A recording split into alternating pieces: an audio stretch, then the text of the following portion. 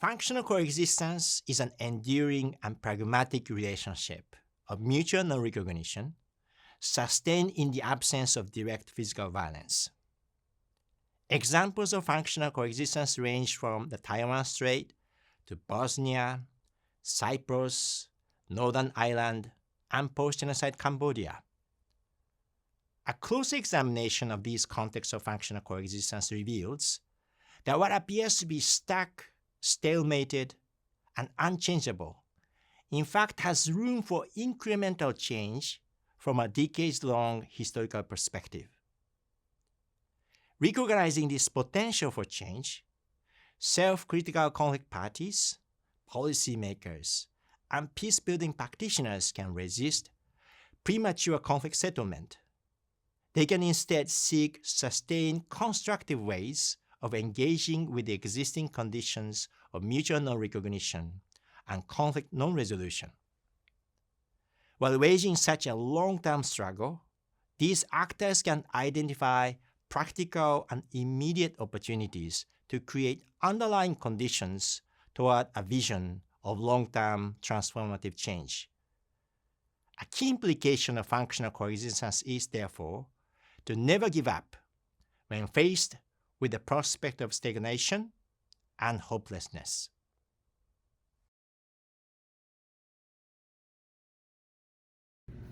Functional coexistence approach offers us 4 guideposts for conflict intervention. First, the need to develop a historical awareness about the shifting boundaries of mutually acceptable conflict behavior. Second, finding ways to remain constructively engaged in the state of non-resolution. Third, understanding the role of multi-layered structural view of conflict intervention that is capable to resist hegemonic stability and submissive inaction. And fourth, using short-term action to facilitate long-term social change.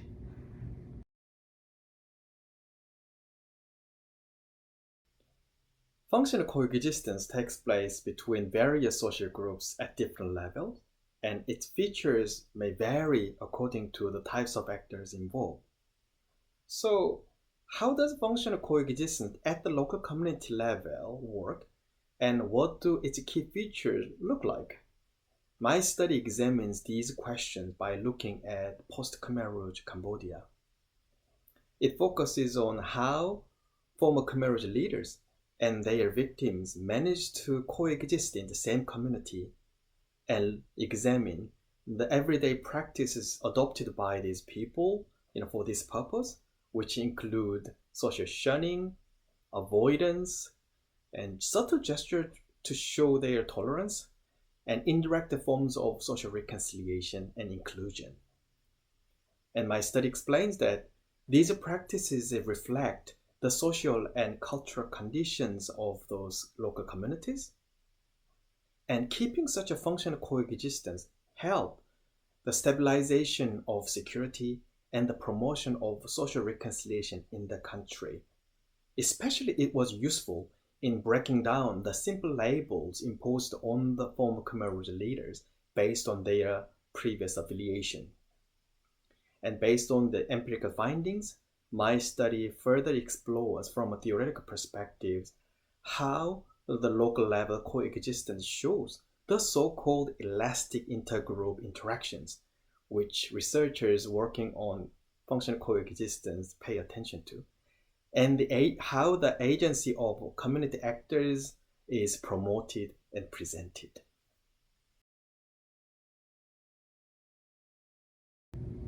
The Armenian-Turkey conflict context represents an emergent case of functional coexistence. It emphasizes sustained engagement without forcing premature resolution.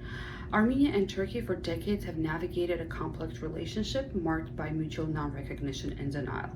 Functional coexistence approach shifts focus away from resolving all disputes at once, instead encouraging both parties to continue constructive action even in the face of persistent disagreements. By expanding the boundaries of mutually acceptable conflict behavior, such as Erdogan's acceptance of the Armenian suffering and Armenia's aid to Turkey in the aftermath of 2023 devastating earthquake, both countries can stay engaged in the state of non-resolution. Over time, this incremental action continues to build a foundation for a potential long-term systemic change without rushing into unstable agreements. The Armenia-Azerbaijan conflict offers a case to explore the potential for a functional coexistence approach where other approaches have failed. The decades-long conflict was generated by a classic security dilemma, the mobilization of both populations along nationalist lines as the Soviet Union imploded, and perpetuated by selective historical narratives and competing victimhoods.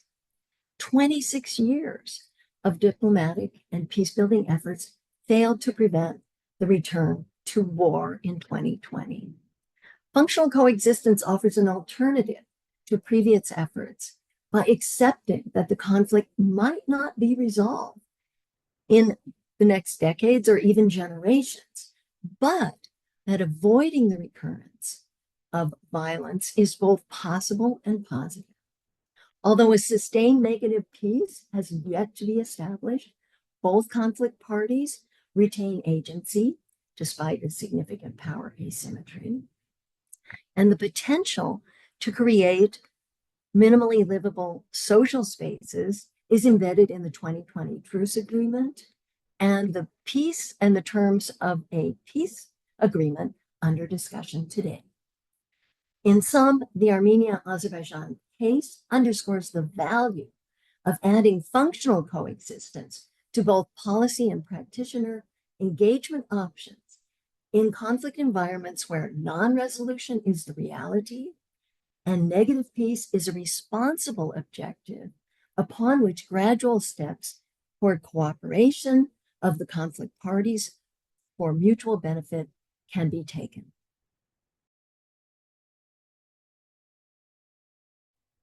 A functional coexistence approach is necessarily slow, deliberate, and incremental, but that is also its strength. Functional coexistence can provide time and space that may lead to attitudinal and behavioral changes. It may even lead to, or at a minimum, create opportunities for constructive engagement, trust building, and the creation of positive relationships. And at a minimum, the expectation of violence is significantly reduced over time. It is non-escalation, and in enduring conflicts, that is a positive development. 4 key themes emerge around functional coexistence. The importance of economic well-being, that is critical in providing people a sense that the status quo can benefit them and some confidence in the future. Then there's the impact of disincentives for violence and the perception by most stakeholders that greater political equity and agency is possible. And finally, the emergence of patterns of engagement through incremental steps that lay the groundwork for positive relationships. So, despite incompatible political goals and visions of the future, in most of the enduring conflicts, a functional coexistence approach enables parties to slowly move away from subduing the aspirations of and undermining the daily lives of the other.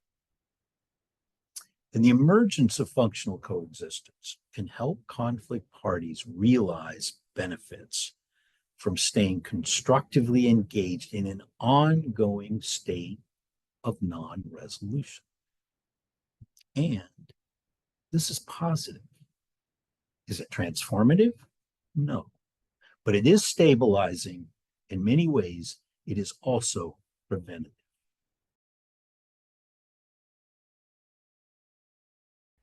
An important implication of functional coexistence is a need to evaluate peace-building programs from a decades-long historical perspective of social change.